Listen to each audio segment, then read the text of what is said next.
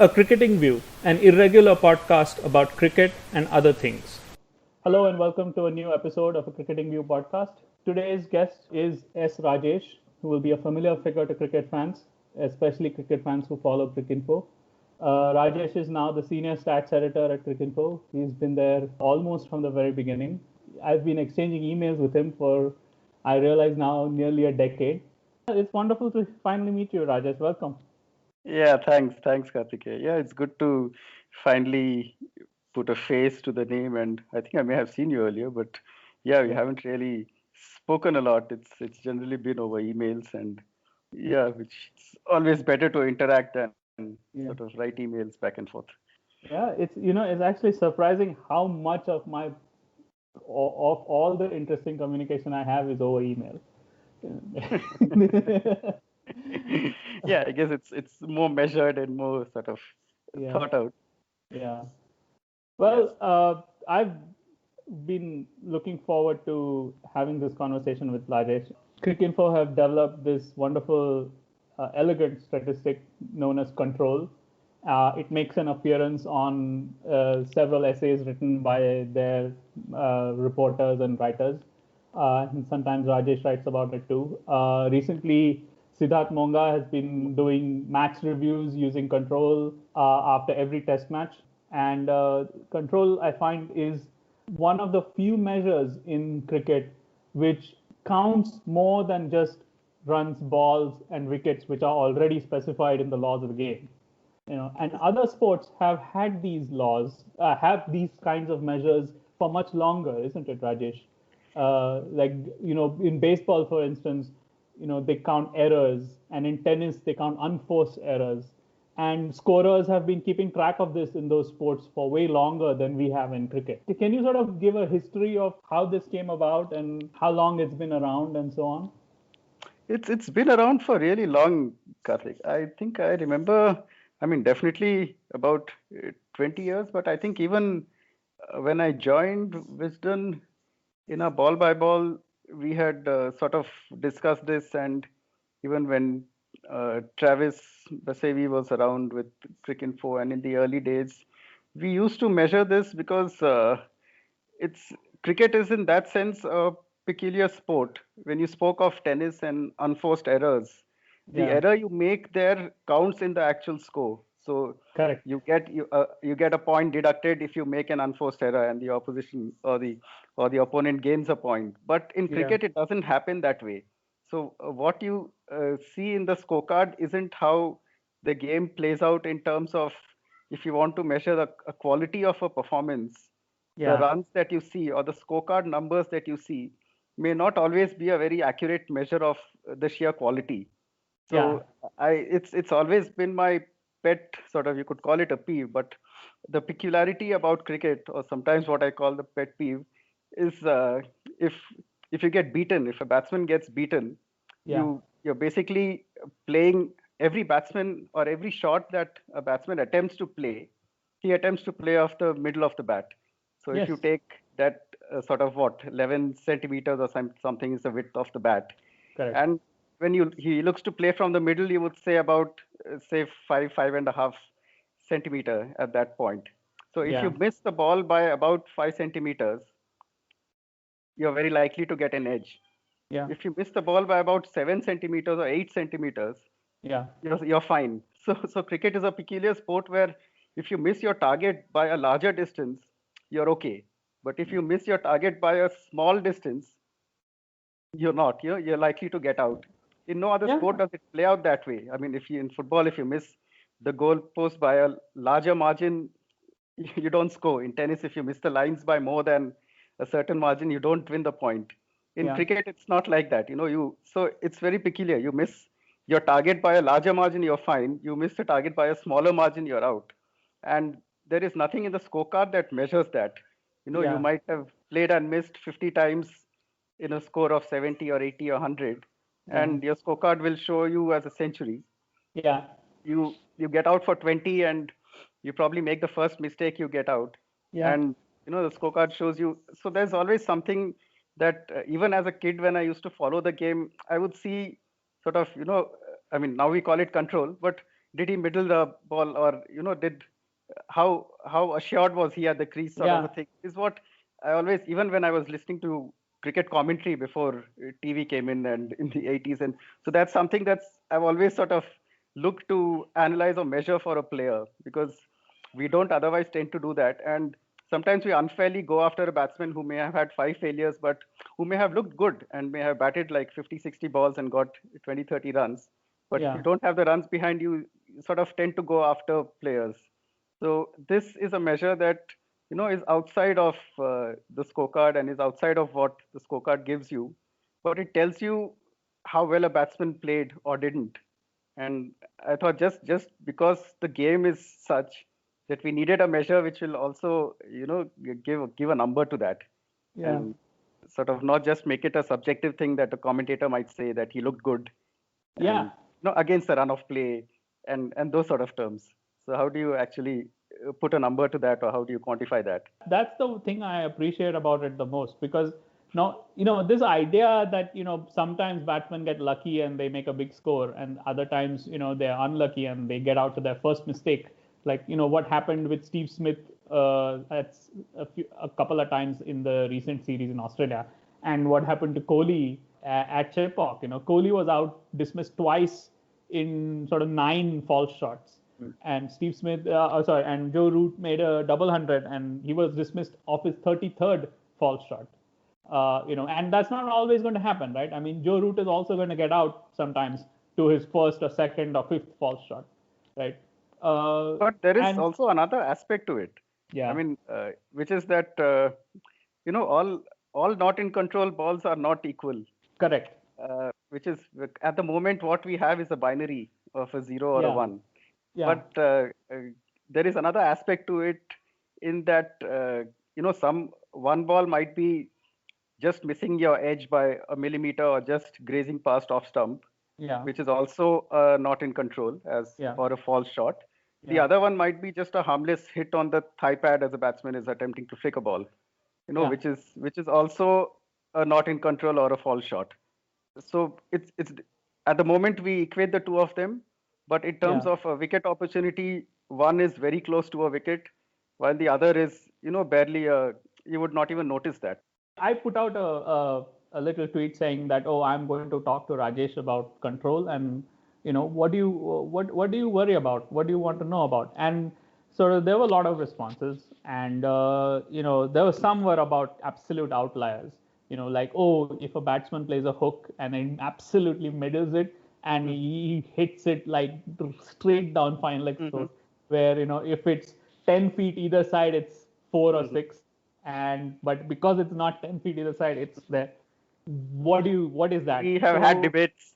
We yes, have had multiple that's a debates good with our debate to scorers. have, right? But what I find elegant about it is actually precisely that it doesn't make this distinction. Because one way to think about it is, yeah, of course, for instance, we can say, that a batsman getting beaten outside off stump, right? It's one thing to get beaten outside off stump when there are 4 slips. you know Yep. it's another thing to get beaten outside off stump when there's 1 slip.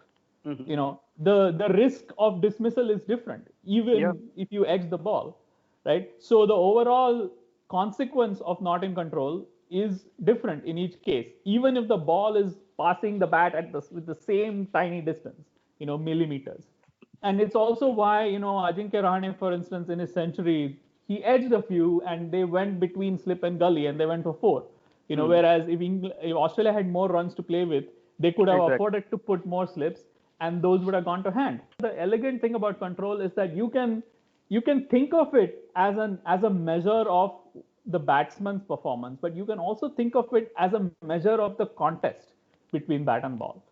In that, in the aggregate, because you're doing this extremely valuable thing by doing a systematic ball by ball record of control or not in control, control or not in control, ball by ball, you can, in the aggregate, it gives you a picture. It builds a picture of the competition, right? So, Yep. it's like in DRS, you find that teams which are ahead in the game tend to use DRS better than teams which are behind in the game. Mm. Because when you're behind in the game, you're a little bit more desperate, to Yeah, get a there's a sense dismissal. of desperation always, yeah, which Yeah, is so not you're always going rational. to you're going to ask for reviews in hope rather than expectation. You take a chance, even if you think it's a slim chance, you'll still take it. And then it will count against you because it will count as a failed review.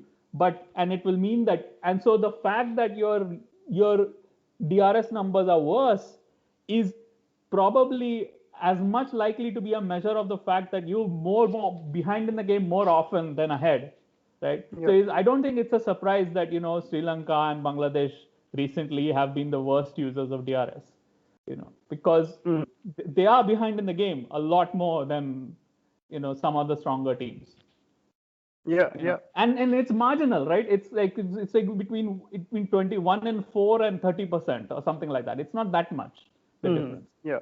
But so that's why I think that the elegance of the control. I mean, and there are two different ways to do it, right? On the one hand, you could then expand the control measure and say, okay, well, we will create a much more granular measurement, right? We will say not just not in control, but what kind of not in control. In, for example, CricViz, I don't know if if you're familiar with the expected runs and expected wickets model. Yeah. Right?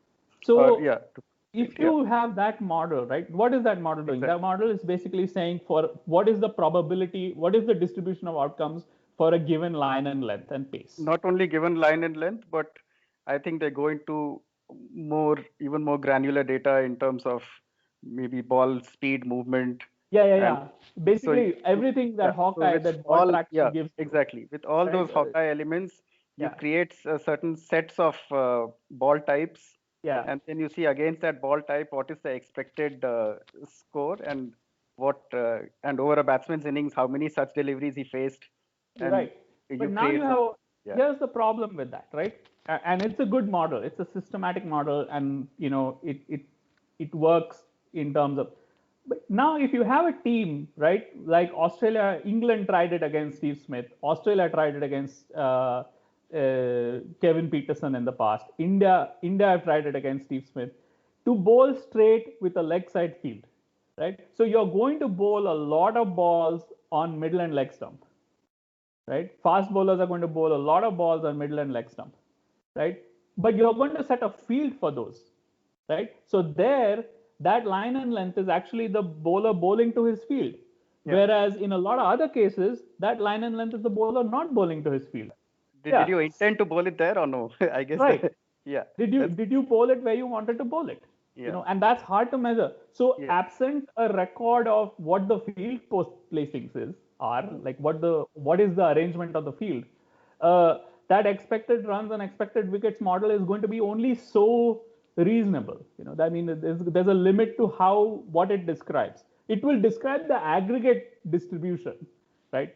Yeah, I think those sort of data points and numbers would work in perhaps typical scenarios where you're looking at 2 or 3 slips and you're looking at mainly an offside sort of a length, and for those typical deliveries. But if you're looking at slightly more atypical occurrences like what India did in Australia or things like that, it may not. People do for a specific batsman, right? Yes. I guess it will also have to be used smartly. You have to know where to use it and when to use it, as in to make sense of it and for it to give you sort of meaningful results. This is actually allied to a classic problem in formal modeling, which is sort of what I do in my day job, right? So do you build a very elaborate model which will record like lots of things, or do you build a model which just records the essential relationships? And then, because if you build a model of the essential relationships, you will have you will have a much more much simpler data set, right? But it will take a lot more effort to sift through what it means and to ask intelligent questions. You will be able to ask intelligent questions faster, right? Because in a test match, if you have a model of control which is giving you say 10 categories, right, then you're going to have 200 balls per category. Let's say that all categories are equally existent, right? Whereas if you have binary control, not in control, you're going to have 2,500. Yeah, that's always a trade-off between how granular you get and how Yeah. many data points you have in each. So I have sent you a few questions, Mm, and which I think will help listeners sort of understand the landscape of control a little bit. mhm. So one is this question of, there are attacking players and there are defensive players. Like, one of the common questions I get about control is that, Cheteshwar Pujara, he always plays with soft bottom hand, you know, and he lets the ball hit the bat, and then it never carries to the slip. And even if he's playing with a soft hand, if he gets a thin enough edge, he's still going to hit a catch, right? Yeah, But he's giving himself a chance, granted, that, if as long as he doesn't miss it by much, miss the middle of the bat by much, he's yeah. going to be okay, He's still right? going to, yeah, yeah. Which So is it's something that actually comes out in the numbers. Yeah. So I think perhaps we could compare, like, say, Kohli and Pujara, because Kohli is sort of the other much more assertive batsman. Yeah, so I was just looking at some data around this since you were asking about comparison between the sort of more defensive players with the more attacking Yeah. ones. Uh, so just splitting it, I've taken data from the last 5 years, and Yeah. thanks to my colleague Shiva for querying this out and sort of Ah. sending it to me a Yeah. couple of days We back. should also, next time we should also have Shiva on, because he's Yeah, he's our query master. So yeah. all of this stuff that needs to go beyond what we have in our query tool is Yeah. all his department. Ah. So yeah, I was looking at so if you just look at strike rates for Yeah. this for batsmen who faced sort of 1,000 plus balls in the last 5 years in tests Yeah. and just aggregated those, there is some difference in terms of so for strike rates over 60, the the not in control strike rate, that is the number of not in control balls per dismissal, Yeah. for batsmen with a strike rate of more than 60 is 10.8, Okay. between 50 to 60 is 10.7, and Mm-hmm. less than 50 is 11.6. Yeah. So this is Okay. just at a broad level. So what you're saying does seem to hold to the extent that, from a 10.7 sort of thing, you go up to 11.6, which is Yeah. about an extra One ball, extra ball. Yeah. one extra ball per, one extra not in control ball per dismissal, which, like you said, could be attributed to soft hands, edges not carrying, and all of that. Specifically, so for a general batsman, it is about 10.2 not in control balls per Yeah. dismissal. It's And this generally is all, readers should know, this is all for Test cricket, no? this is all for test cricket. Yeah. All numbers here, like Yeah. you also asked for, was only tests. So Yeah. I'm looking only at tests. So Yeah. while the average is about 10.2 for Pujara, it's 15.1. Yeah. So so I guess you can draw your own conclusions from that. Yeah. And there were a few others. I mean, Pujara, of course, you would expect, and from what we have seen, also we've seen even in Australia, he manages to play the ball so softly that it doesn't carry. Yeah. So that's clearly a skill he has.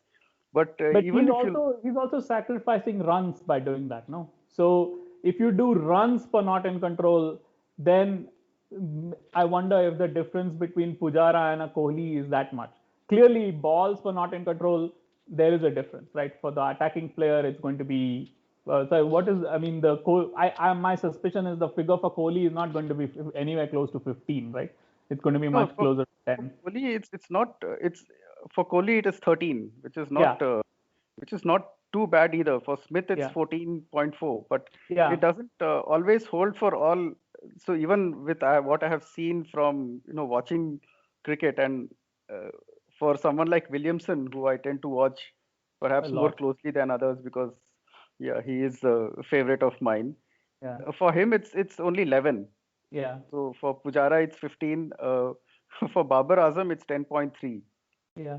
So But there's it's another a range aspect from. to this, Huh. I think, which I've noticed from some of the data which I've seen. And I think once you'd sent me the India England for four series, you'd send me the India England control numbers. Hmm. And the other thing again was that, Alistair Cook, for instance, had very high control numbers. I think his out of control per dismissal against India in those 2012, 13, and 11 series was like somewhere close to 17, right? But I think some of that is because these players get into, firstly they get in, right, and then bowling sides are forced later on once they get set to defend runs against them, Yeah. right? So that's what it depends very much on the context. So I've often seen that when a team gets bowled out quickly in the first innings, Yeah, 150, 170, yeah, and then the second team is batting, the yeah, overall control percentages may be fairly similar for the two teams. yeah, But if you look at the strike rate of not in control balls, yeah, the first team has got out very quickly, and the yeah, second team is forced to go into defensive positions very early in the innings. yeah, And even with the similar rates of mistakes, you yeah, don't find anywhere close to the same strike rate. So this is much greater in the context of an innings or a match. Over yeah, a career, of course, it sort of evens out and you'll find closer numbers. But yeah, when you're doing a match analysis, yeah, very often the difference between a team may have won very convincingly, but if you just look at the control numbers or just the control percentage, it's not that one team was so much better than the other. It's yeah, not that at all. It's more about did you have fielders at catching positions, to take the catches, and then once the teams get off to a bigger score, uh, you may try to sort of get more aggressive, go for shots, and that's the you may just get hit on the pad a few times going for aggressive, which often happens in third innings when a team is looking for a declaration. You're looking to go at 4 and over or 4.5 and over, and in those cases, I mean, you may have a higher not in control, but it doesn't really mean much in the context of whether are you losing wickets, or is it impacting the game, or are you in trouble. It doesn't really impact any of that. You're just yeah. looking for quick runs for a declaration, and you make two mistakes and over, it doesn't really mean a lot. The other insight I think there is that the amount of uncertainty which bowlers create or bowlers are able to create is really much more dependent on the conditions, right? Whereas the conversion rate of that uncertainty into dismissals is a condition of like how much the bowling side is actually able to attack. That's what you're saying, right? When India batted at Melbourne in the first innings, Australia had to put fielders on the point boundary and the mid wicket boundary, right? And Yeah. so, fine, the edge is not going to go to hand, right? Uh, and so, even if Cummins beats the bat once every 4 balls or once every 5 balls or whatever ridiculous amount of uncertainty he creates, if he has to bowl when Tim Payne cannot afford to attack, Hmm. then they're in trouble, which actually begs the question, as to But whether it is sometimes, actually a good tactic to defend runs when the bats bowler is creating so much uncertainty. well, that is, it's always a trade-off between how much you're willing to attack, and I mean, of course, you can understand for a bowler like Cummins, Yeah, you would want to give him extra protection in the slips and extra catching fielders, yeah, but it doesn't always work with all the bowlers, yeah. and sometimes They're not sort all of, as good as he is. yeah, and sometimes chances come just for that one ball, or when maybe almost the batsman is comfortable and it looks like you would rather be saving runs than sort of going for wickets, and you may still have a chance created then. But sometimes again, in the context of a game, I mean, you may bowl at just the right length, and you may have fielders where they should be, but despite all of that, you would still have innings where then that is sheer luck when Yeah, the batsman does not nick it, or you keep playing and missing despite bowling up to the bat and all of that. And yeah, because often a criticism is that you're just a yard short, or half a yard short, which is why you're yeah, not taking the edge and all of that. But yeah, again, in cricket at a match level, these things can either go for you or against you. You yeah, may bowl back of a length and you may get 5 nicks on one day, yeah, and you may bowl at the good length or full length, and you may not get edges. So sometimes it just goes against you. And I yeah. think no amount of sort of looking at data, or looking at sort of going into all granular details, none of that might actually answer those questions Yeah. every time. But But it will show you something about what the expectation is from a bowler over a longish period of time, right? Yeah, if you sort of gather data over a longer period, there is generally some sort of patterns that emerge. Yeah, And there's some justice. yeah, even for Ishan Sharma. Yeah. Oh man. Because I Like he remember got. doing this control piece. I think I had done one in 2019 Yeah. August, when I was looking at batsmen with the highest control percentages, and uh, so at that time I had found Williamson on top at 91.1%, Yeah. and it was around that New Zealand Sri Lanka series immediately Yeah. after the World Cup. Yeah. And it so happened that Karuna Ratne was right at the bottom among Yeah. the group of batsmen that I had looked at with a certain cutoff. And sometimes you see those batsmen, and even with Williamson, I've seen quite a lot where he tends to be in control almost from the beginning, a very assured Yeah. starter and all of that, and almost gets out against the run of play. Yeah. But what happened in this season, in these when he got that 650 plus runs in 4 innings, Yeah. his control percent was actually lesser than that 90 figure that I was looking at. His control Yeah. percent was only 87 Yeah. compared to 91 from his. But when he had a control of 91, his average was about 50. Yeah. With a control of 87, he's been scoring at what, 159, 160 average. Yeah. So like you said, the longer you bat, the more, the less likely you are to get out when you make a mistake, which Yeah. which applies to all of these sort of bigger scores. Because whenever there are collapses, obviously the rate of getting out is much faster. Yeah. So, I mean, you can say that you were unlucky then, but Yeah. then there is also, You're also going to be lucky at other times. yeah, which what happened with India's 36. Yeah, but And that's a beautiful thing, isn't it? That you still get that distribution over a career.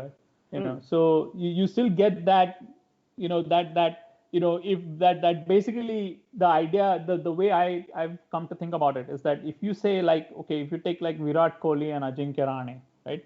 There's like what, a 10 run difference in their average, 10 11 run difference in the average now. mm, uh, and they both face the same bowling over a long period of time, right? Then basically, Kohli is going to have a slightly better control percentage than Rahane, mhm, and their dismissal percentage, and Kohli will also have a slightly little bit more luck than Rahane in that sense, because he will create more circumstances where he's put the bowlers or the bowling side in a situation where they have to defend runs against him, so he gets a little bit of leeway. He gets a little bit of breathing room, and he creates that for himself. Like you see so many of these innings where Alistair Cook, for instance, used to do this a lot, right? He used to get to like, and England always had a good attack, so he was rarely batting against big totals, right? mhm. So if Alistair Cook got to like 70 or 80, then after that, no bowling side was in a position where they could continue to attack him. you know and so I mean, and Alistair Cook, as it is, played a lot like Pujara. Like he had this very, very little soft bottom hand, and Yeah. he would not push hard at the ball. So he was like, you take someone like Pujara or Cook allied with a strong bowling attack, and you're going to get like an exasperatingly lucky batsman. Yeah, so since you spoke of Rahane, I'm just looking at his numbers. It's Yeah. 86.4 is his Yeah. control percent to Kohli's what, 87, Yeah. and his rate of dismissal is 11.6 not To in control 13. balls per dismissal to 13 for Yeah. Kohli. So Yeah. this is That's in, what. in this 5-year period. Yeah. Uh, so yeah, I mean, sometimes you can explain it that way, though I can't explain 11 for Williamson, for instance, as Yeah. against. Uh, uh, there are sometimes there are a few numbers that you, or a 14.4 for Smith, which seems to be a number that is more in keeping with a more defensive batsman, or Yeah. with a Pujara sort of a 14.4 seems to be a pretty high number of mistakes that he gets away with per dismissal. Yeah. It just Then again, he plays for Australia. Yeah. he's got like the bowling of Cummins and Yeah. Stark and Hazelwood, creating wonderful situations for him. Yeah. Yeah. You know? Yeah. One of the things I also find is that the control measure is also giving a very nice picture of the conditions and the situations, right? So, for instance, I was talking to Sid Monga about the Chepauk Test match, and he was saying, "Oh, on the first day, India beat the bat once every 9.5 balls, uh, and on average it's like once every 6 or 7, right? In the average conditions, and then you go to like a India versus South Africa in South Africa series, and it's 1 in 4. Like that was a very bowler friendly series, right? And you get to see a very nice measurement of what is the balance of the competition between bat and ball. And then you realize that in India, for instance, the test match can go from a situation and conditions where it's like 1 in 9 balls batsman being beaten to 1 in 4 balls batsman being beaten, and that can happen in the course of like 3 days. From day 2 to a day 5. It's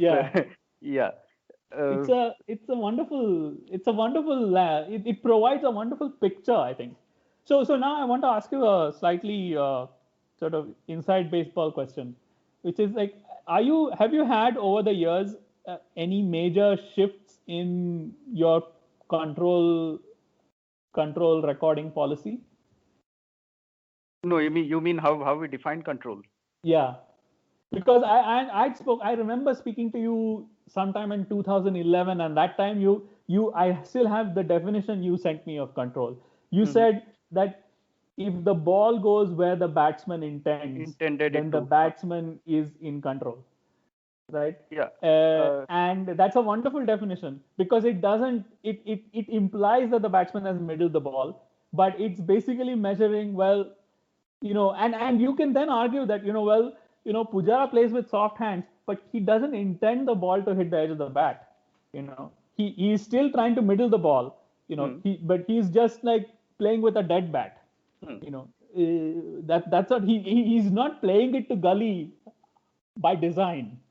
Unless he is opening the face and or just blocking it to gully. But then you can see that, no? Yes. So that's what. So we like you were saying about that hook played to fine leg thing. Yeah. So how we've had that debate with scorers very often in terms of how do you. So mainly, as you said, what I always look at is, did the ball go where the batsman intended it to? Yeah. And the second thing is in the air or along the ground. Yeah. And I mean, you can say that you absolutely middle the ball and hit it straight to mid off. To the fielder and get out. But the mid-off is there. Exactly. So, and the batsman would not intend to hit a ball in the air to mid-off unless he wanted to clear the fielder, in which case he's still not in control. Yeah. And if he's hit it off the meat and he's out, then, and if he intended it to go there, then something is wrong with him. Then we would need to further investigate. Because, you look at like, one thing you notice when, say, someone like Rishabh Pant is batting, right? That guy seems to like still doubt whether fielders are at all relevant. He bats as if there are no fielders anywhere. Like it doesn't seem to make. If he wants to hit a 6, he tries to hit a 6. It doesn't make a difference if there's a fielder on the boundary or not. And the ability to carry it off. So so hats off to him. And if he's able to do that, but the only place where like that Pujara dismissal where. What was that? A sweep hitting the short leg on the back and getting. So obviously that sort of a dismissal, you would still have to say a batsman was in control, because you would not expect to get out caught at short leg playing that shot. But the same thing if there was to be a square leg or if you're sweeping in the air and if you middle it and you get out, that's not in control in my book. I mean, there might be some gray areas in terms of batsman getting caught on the fence where you time it well and there's an exceptional catch, so we might make an exception there, but otherwise our definition hasn't changed in all of these years. The definition. I'll give you the classic gray area example of this. Tendulkar 169 at Cape Town in 1997, and he plays that hook shot, and Adam Bacher takes that incredible catch, like one-handed catch One-handed. Yeah. leaping over his head. I Yeah. think that should still be classed as out of control because he knows the fielder's there, And so what it was if it was sufficiently out of reach for Barker to like have to dive, but he still knows the fielder's there. He's trying to clear the fielder and he is fit. See, yeah, that's what. In very exceptional circumstances, I might agree that one of some of those catches you might want to take them as in control. But Yeah, most often, I mean, for me, the default is always not in control. If there is a yeah, dismissal, it should yeah, be a not in control. That's what I sort of discuss with my scorers also. And I tell them default is always not in control. In case there are very exceptional circumstances, perhaps there is merit in discussing or debating that and perhaps changing it. But yeah, that's how it has always been in terms of sort of control recording for us. So there's been no change in our definition in yeah. this But that since we began. Yeah.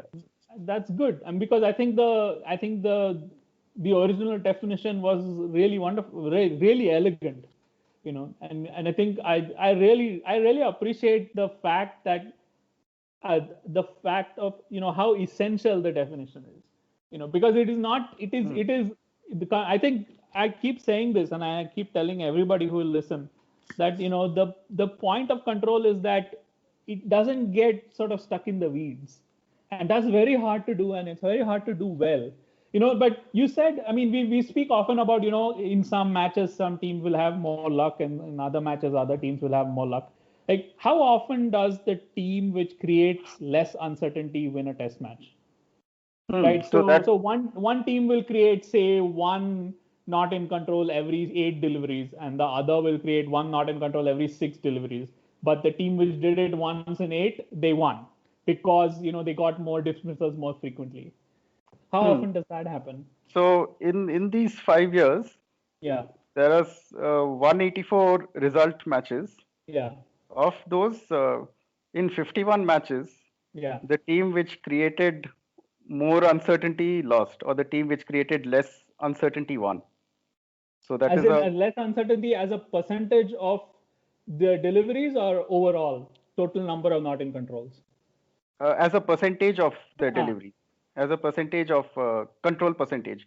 So basically, the batting team had a higher in control percent yeah. in 28% of these matches. So it's not a very low number. Yeah. It's a reasonably, and I remember some of these matches being the Ashes series Yeah. of Yeah. 2009, 2013 in England, Yeah. which were the series that England won. And in fact, even in the entire series in 2009, the control percentages were better for Australia's bowlers. So, as in they forced a higher not More. in control percentage than England, but their Yeah. strike rates were lower. And it somehow sort of, I was thinking about whether it could be because of the home team factor and the home bowlers knowing where to bowl and where to pitch it, as against Australia's batsmen maybe not so tight in their defense and the errors sort of costing them wickets more often than the home team. Yeah. Because almost in every game, I think that was when Hilfenhaus and what was the Aussie bowling attack? Hilfenhaus was there, Siddle, Siddle, Hilfenhaus, Riddle was there, yeah, and Johnson probably. and Mitch, huh? Yeah. And yeah, Mitch, yeah, that was the, yeah. So, I mean, And Harris I think it was 2-1, right? in Uh, 2013 it was 2009, 3-2. 2000, 2013, 2009 it was 2-1. Yeah, but that's a yeah. close result. No, that's That's a a close result, but yeah, and even that was also when one of the games was drawn, the 9 wicket draw. I I think I so. think Yeah. so. Yeah. So if you looked at the overall numbers, I mean Australia were ahead in quite a few parameters, and Yeah. especially the control thing was quite significantly in their favor. I mean even within the narrow margins, but it always sort of happened that in the key moments, and in terms of drawing mistakes and getting wickets, it was always England who did it more successfully than Australia. Probably because sort of they knew how to bowl in home conditions, and for a couple of series it was that. So I mean, especially the Ashes when England just sort of sneaked wins when you thought that Australia might pull one, or close games they sort of went England's way. And those were interesting numbers in the post series analysis also. It was Yeah. close, but so when you're asking me about numbers where teams losing have a sort of lower control stat, lower or teams winning have a lower control stat, these ones sort of came to mind Because quite interesting. when you said 28%, 27, 28, how many, 51 out of 184 in Yeah, the last 5 years, 28%. Yeah, I yeah. actually I was actually surprised in the other direction. I expected it to be more like 35, 40%. But then I realized while you were explaining this Australian thing, because in the Ashes, there's always been this whole thing among cricketers that uh, the techniques which the Australian players develop because they learn to play in Australia Hmm. mean that they go hard at the ball, you Yeah, know, and so in England that's a problem. yeah, Whereas the English players, because they learn in England, they don't go so hard at the ball, and so they'll get beaten more yeah, because they'll hold their shape and they'll play close to the body more and they attack yeah, less yeah, and they yeah, yeah. try All to of them. Yeah. deflect more. They're sort of closer. They're all sort of closer to Pujara than Kohli in a sense, Hmm. Yeah. and so they will survive more. So then I was thinking that that this type of home advantage is there every series, right? Because we don't ever have, like, okay, except maybe Australia versus South Africa, there is no other series where the conditions in both countries and sort of the quality of team in both countries are both sort of roughly the same. Like you could say India Pakistan, it would be that way, but Yeah. we never play, so In nobody the knows. subcontinent, you could say. Yeah. Yeah. Yeah. uh, but but you would think that somebody, like, I would expect, for instance, Indian players against spin to have much better survival rates for not in controls than for visiting players. So whenever you look at these stats, it'll always be slightly colored by the match situations there. So Yeah. either way, there will be some amount of bias that will come in because of the match situation. So when I was looking at these control numbers now, I just checked pace and spin, and then sort of broke it down into third and fourth innings in Asia. Yeah. So if you're looking at overall numbers for pace and spin, Mm. it's about 10.4 not in control balls per dismissal for pace and 9.6 for spin. Yeah. Uh, it's sort of understandable because I think as spinners they tend to attack the stumps a lot more. Correct. With fast bowling, you're attacking outside off, and Yeah. you tend to have a lot more play and misses of fast Yeah. bowling than of spin. Uh, in Asia, the same 10.4 and 9.6 is only slightly different, 10.4 and 9.4. Yeah. But in the third and fourth innings in Asia, the pace is still 9.4 and spin becomes 9. Yeah. So from about 9.6, and the control factors, one not in control for every 6 balls against pace, and one Yeah. not in control for every 5.5 balls against spin in the third and fourth innings. So Okay. in all So the other cases, this against spin, batsmen are a lot more comfortable. If yeah. you overall numbers, it is like every 5 balls against pace and every 6.8 balls against spin. Yeah. It's fairly different. Against spin, you tend to middle a lot more. Though you play defense, you Yeah. tend to middle a lot more. But in the third and fourth innings in Asia, it becomes much more of a lottery in terms of playing spin. Yeah. So from about 6.8, it comes down to 5.5. So when you're talking about, in 3 days, the control changes from one every 9 balls to one every 5 balls. This Yeah. is, I think tomorrow in Chennai, we might see it start with one every 6 balls or so. If Yeah. You think everything the we are reading new is, yeah, if everything we are reading now is correct, we might we might see a fairly short test. Oh, I see. I don't know. We were reading that the pitch is going to have a quote unquote English look in the leader in the For lead up that, to the I last. always, They whenever I always read say about that it's Indian never like pitches, that. whenever I read about Indian pitches offering bounce and movement, I Yeah, completely ignore it. it's But going to Indian be a pitches road. offering turn, I can I can Yeah, buy that. this is a whole different picture of the competition, isn't it? Because otherwise we are so attuned to looking at the outcome and then trying to explain the outcome and then producing, say, oh, today he made 100, so he must have batted brilliantly, Exactly. he had two low scores, so he must have batted terribly. So This I remember the Chandimal 100 in Gaul against India. You 162. 162, yeah, and up against the wall and all of that. So if you look at the context of the innings, I mean, it was brilliant. It was Yeah, outstanding. But if you look at the innings itself, what I mean, it was very chancy. I think if yeah, we did you see that innings? yeah. I So remember that innings. if you remember it, you would know it was extremely chancy. And in terms of control, I just thought I'll look at that innings in particular. At Yeah, the time he reached his 100, his control was 78, yeah. So one in and four balls is missing. which is pretty much one in. So that was a 100 ball runner ball 100. So Yeah, it was basically about 22, 23 balls not in yeah, control. By the time the innings ended, it was about 82.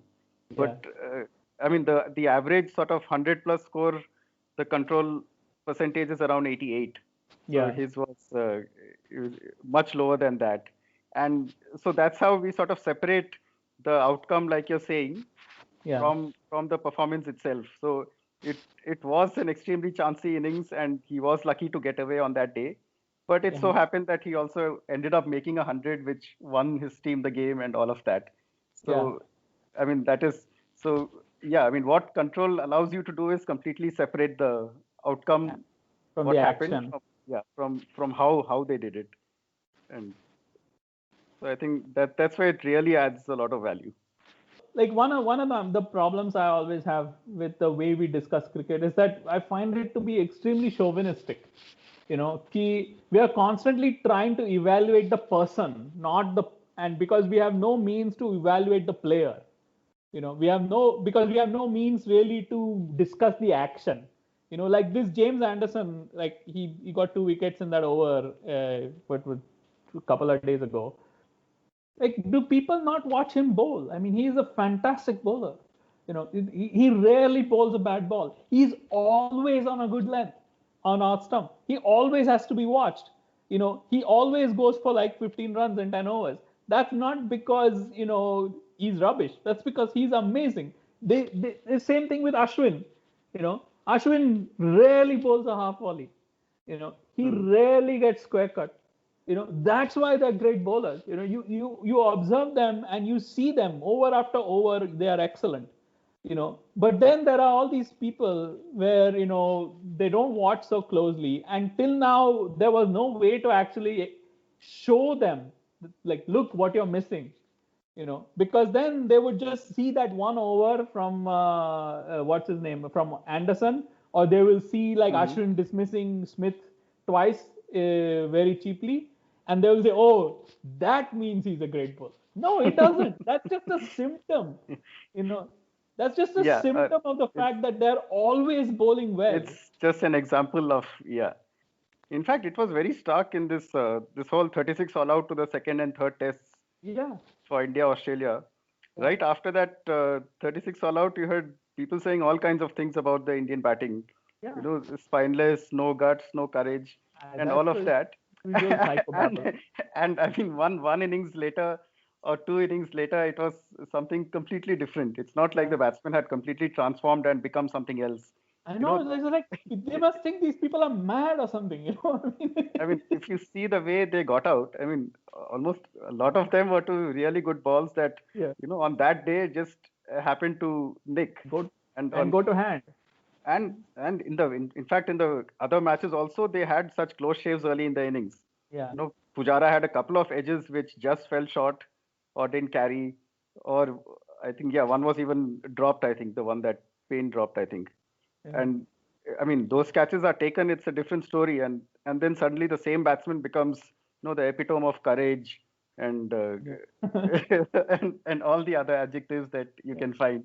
And I mean, it's not like in a week a batsman has completely transformed from spineless and covered to something else. But I mean, that's I how know. we go to Imagine extremes. being that kind of person, going through that emotional roller coaster, of being, completely shit one week and like completely amazing the next week, and then being back to being completely shit the next week. Yeah. It's like, you go completely mad if that really happens. Yeah. So that's Yeah. not happening. And I think the one of the values of control is that we have a way to maybe build that picture, build this different sporting picture, where we actually record the action. What are the plans for control?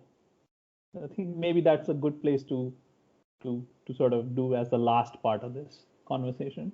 In terms of going ahead with it, in Yeah, terms in of terms of like is it going to feature in some new places, or because one of the things I've realized is that uh, people need to understand what it is Hmm. before they learn to sort of interpret it, and a lot of and I try to do that, whenever I get a chance, I say something about the control or write something about the control, Hmm. and say that, oh, it's separating actions from outcomes, and it's telling you about the action, and it's telling you about the probability of an outcome, etc., etc., Hmm. right? That view is competing against like a century of this other view, where Anderson is a great bowler because he got 2 wickets in that over, you know. No, So okay, yeah, it's I a guess that's so I understand what you're saying, but it's a bit of an uphill struggle, no? yeah, it is, and it is also sort of slightly difficult when over a series, when it sometimes does happen that the top scorer in a series is not the batsman with the best control, and Yeah, someone who's had a very average series, like I mean someone like Tim Payne in that yeah, Ashes series in 2019 yeah, had a very high control percentage, yeah, yeah, very high. It was about as high as Smith, or yeah, it was in that ballpark. yeah, So it's sometimes, like you say, it's difficult to reconcile those two numbers. yeah, Smith, who's had such a fantastic series and with a high control, is fine, but a similar control. So you're saying that Payne, whatever balls he played it as well as Smith did, yeah, but he didn't last long enough. Or you could yeah, say that you shouldn't have made the mistakes you made, but it's still a sort of it's an interesting number to sort of contrast with the actual series numbers, or with the actual stats, or with the scorecard data that we have. It's, yeah, I guess, the best, like you said, the best measure of it and the best use of it is over a period of time. And, yeah, because at the micro level of a game or an innings, there are a lot of other factors that come into play, and, it may not always accurately, I mean, just that number may not always accurately give you the correct picture. But yeah, in terms of a career or a longer period of time, I think it sort of tells you both from a batting and a bowling perspective. We are using it for bowling as well, but yeah. the bowling number is always dependent on how the batsman played that. Situation. No, Yeah. it's Right. incumbent on it's yeah, it's a factor of how the batsman played that ball. So it's not what the bowler bowled himself, but how the batsman tackled it. Yeah. So even there, over a long period of time, over a series or so, you will know like how much uncertainty a bowler created. Yes. Whereas, in a given spell, you might have like like I've been working on this thing. That's going to be my next thing for Cricinfo. I just wrote to Leslie last week about it. Yes. I've Shared it. created this data set of spells, Mm-hmm. Yeah. so like you Yeah. have batting partnerships. Now I took the ball by ball stuff and I made a data set of spells. And you find, like, for instance, that in spells where no wicket is being taken at the other end, Glenn McGrath's average goes from like 21 for the data set. I have like 350 odd wickets of McGrath, right? Mm-hmm. And it goes from about 21 overall to 26, Mm-hmm. right? So when nothing is, so over a period of time, it shows that, well, if nothing is happening, then McGrath's strike rate goes up 1 over, and his average goes up like 5 or 6 runs, Which is five and a still half really runs, good. which is still really good. But Yeah. like Pat Cummins, his average overall is like 21, Mm-hmm. and his strike rate overall is like 46 or 47 or something like that, right? Mm-hmm. Mhm. In spells, if you take only the spells where there's no wicket being taken at the other end, and remember at the other end it's basically Hazelwood or Mhm. Stark or Lyon or someone like that. Mhm. His average when they're not getting any wicket or nobody is getting any wickets, his average stays 21, but it takes him like 49 balls to get a wicket. So Mhm. so and this is over 109 wickets now. He's got 109 of his 164 wickets in spells where nobody has taken a wicket at the other end, So you define right? that as a period when no wicket has fallen At over the a other spell. end. So basically, if I have a spell which goes from say over 49 to say 57, right? Mhm. 49, 51, 53, 57, 5, 57, 5 overs. Then at the other end, the overs are Looking at, okay. 50, 52, 54, 56, Mhm. right? So So you're if looking at all the phases. no wickets fall in those 4 overs, then that Mhm. is a spell during which no wicket fell at the other end, Mhm. right? And whereas in other cases, you might have a wicket falling at the other end, and all the bowlers do better when there are wickets falling at the other end. Mainly, Mhm. yeah, they get a new batsman to bowl at, and it also in the aggregate it also reflects that the conditions are much more favorable to bowling, right? Mhm. But so there are these regularities that you see, right? For example, another regularity you see among batsmen is that all batsmen fail in a majority of their innings. They're dismissed before they get to 40 or something, right? Yeah. And so yet in the way we discuss cricket and the way I've grown up reading about cricket in the newspaper and on websites and stuff, we have this notion of the dependable batsman, you know Mhm. and like, who is dependable if all of them are failing in majority of the innings? What does that mean? And I've often wondered about this. And It's like, a you it's can't a say relative anything, term. but yeah, but if you ask like if you ask someone like what is a dependable batsman, up until now you couldn't say anything to them, right? Like you couldn't say no, they're all failing and this is just luck. And people have a problem with this idea of luck, because people think luck is the opposite of skill. Mhm. Whereas control is a much more elegant measure in that because it is able to separate actions from outcomes, it is saying that, well, no, even if there are skillful actions at both ends by the bowler and in the batsman's response, Mhm. the ultimate outcome in each case is not determined by either, right? Each action can only shape the probability of that outcome, Mhm. right? So, for example, Ashwin in India, he might force uncertainty once every 6 balls, let's say. But Keshav Maharaj comes to India and he does it once every 8 balls. Or what some other bowler like Moin comes to India, he forces it once every 8 balls. Now that over a period of time tells you something about the difference in the quality of action by Yeah. Ashwin and then you can say like, look, now with control you have something to show. That's why I like it. Because you have someone like a Best taking 5 in Sri Lanka, or Yeah. I don't know if And you're even following that. yesterday he took like Yeah, a even in the first test. Yeah. you can't compete with that. You can't teach that also. Like that Best's 4 wickets on the third day were good ball, full toss, long hop, Yeah. and slog. Yeah. Like you So can't teach that. That's genius. so so you get your bowling figures with anything you bowl, Yeah. but how that compares with spells where a bowler might have beaten the bat so many times and returned one for 80 or one for 90. So especially in I think in a sport like cricket, we need something that measures Actions. this beyond the scorecard and beyond that outcome, because it's just, I mean, what you see on the scorecard is only part of the story, and it's sort of unfair to judge players based only on that sometimes, Yeah. Yeah. which we tend to do very often, especially Yeah. when we sort of write on a daily basis and you sort of need to come up with a story a day sort of a thing. Yeah. It's easy to go with uh, a top performer or not and Yeah. build the whole Virendra, story around that. But yeah, I think it needs to be a little more nuanced than that, which most yeah. people I think don't get. Yeah. Well, you have built a mechanism for doing that. You have built a means for doing that. And I'm going to look forward to where it goes in the future.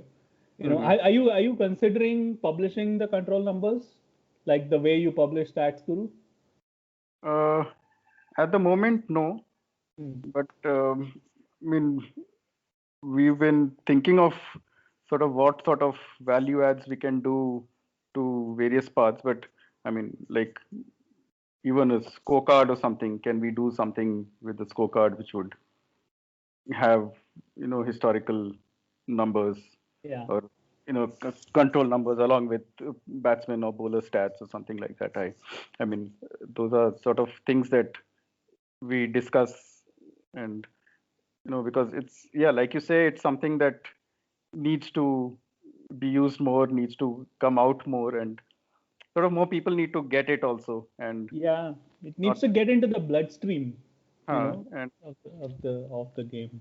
sort of just understanding that they are two completely different numbers, the control Yeah. and the outcome or how many runs or wickets they get. These are Yeah. two completely separate, and for very different and varying outcomes, you can have the same sort of control numbers. That's Yeah.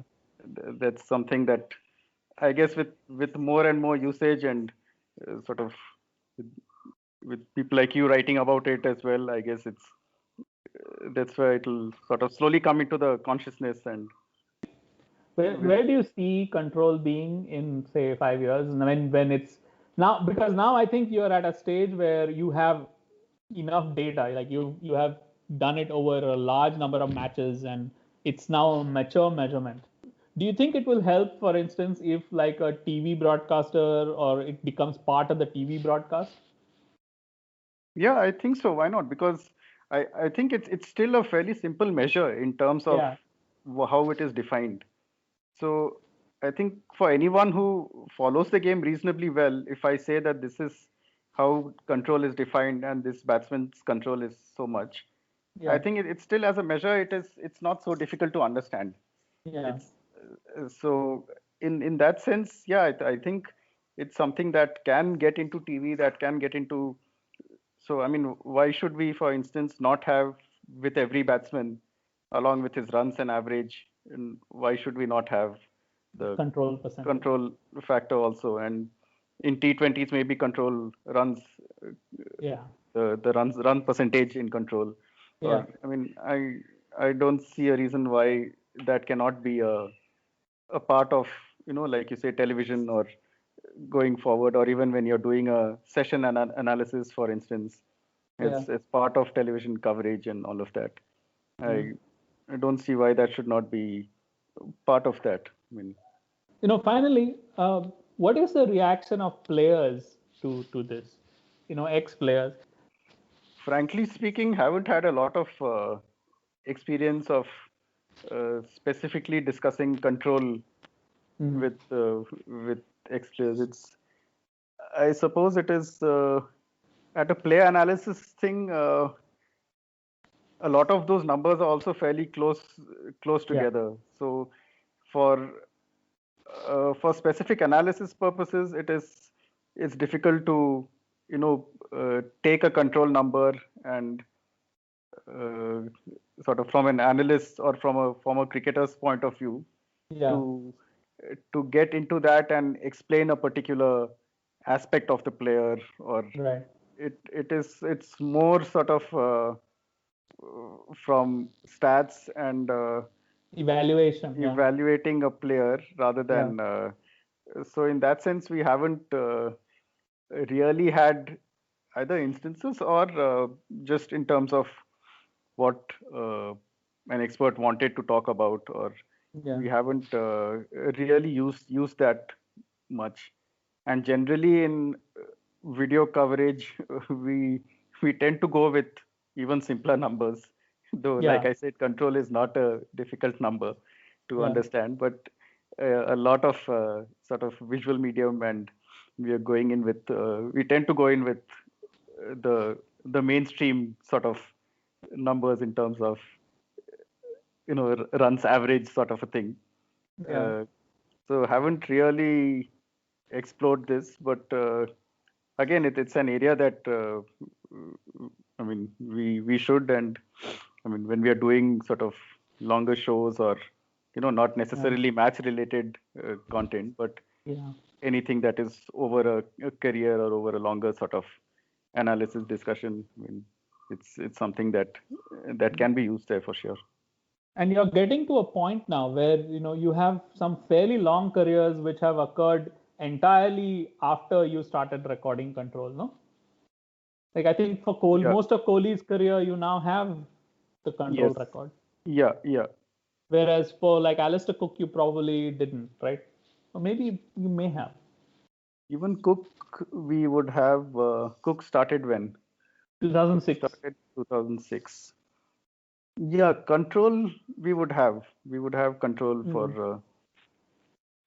Yeah, we have a fair amount of certainly from in the last 10 years or so. Yeah, we have control for pretty much every international game. And you're at a stage, it seems to me, where this is going to only come further and further and get into the game's bloodstream. This because it is providing insight which is otherwise very hard to provide.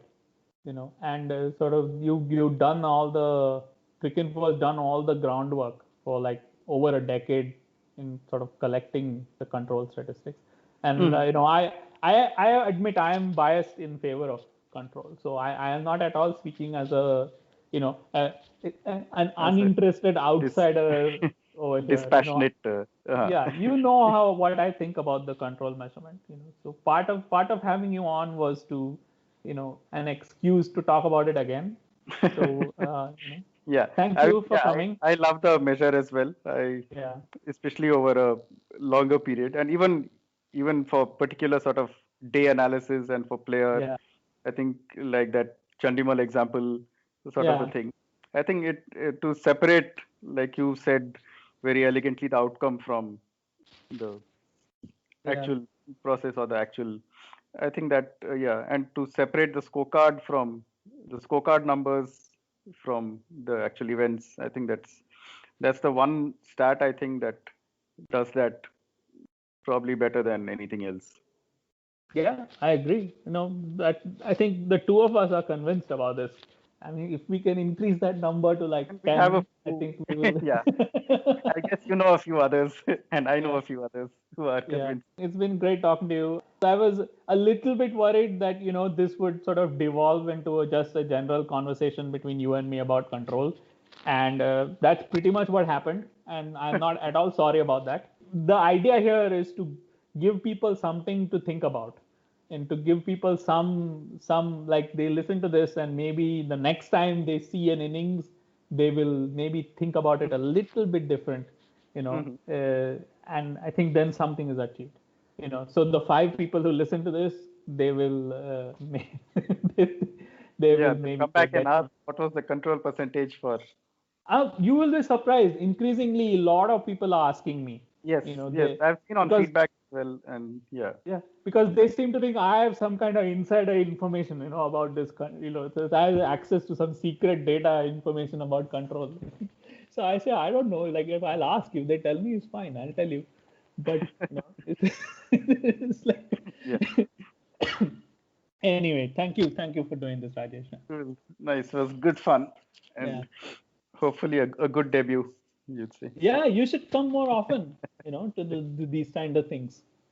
I know you're not like you're very, very hesitant Twitter user.